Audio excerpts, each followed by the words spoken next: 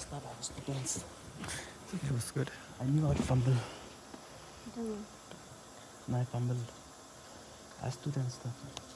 I'm always too tense.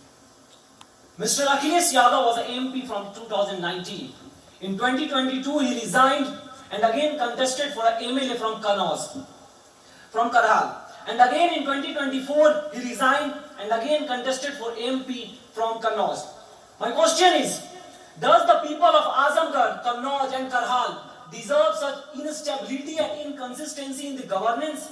And to stop this instability and provide consistency in the governance, we need one nation and one election. Good afternoon everyone, I am Saurabh from NIA and I will be speaking in the favor of the topic. In one nation and one election, we are talking about conducting the election in just two phases.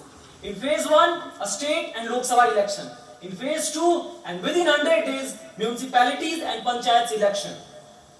And today, I am not going to speak in detail about how much campaign cost, resources and GDP boost one nation and one election is going to provide. But what I think is more important and needs to be answered.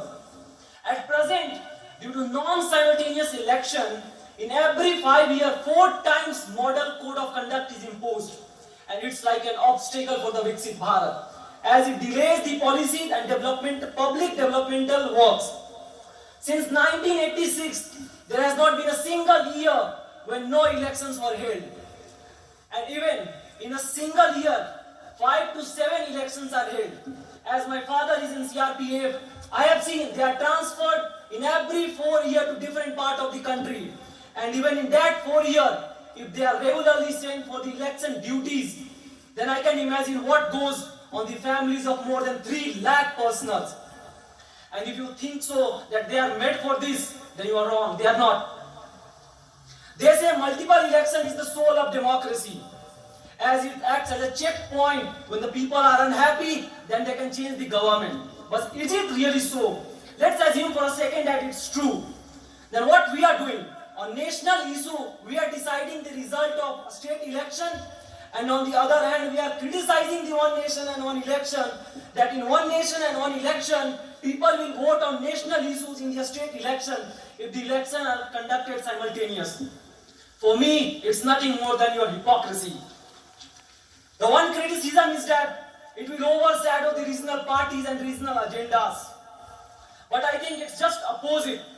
With one nation and one election, regional or small young workers will get opportunity, as the big leaders can't campaign at the same time in everywhere. And this will give this nation young leaders who will pave the way for the Viksit Bharat. At last, I would like to conclude by saying that the biggest threat to the democracy is not when the elections are held just once, but it's when the people, the citizens of this country did not turn up in large number to vote. But with one nation and one election, we have a hope and we can change it. Thank you.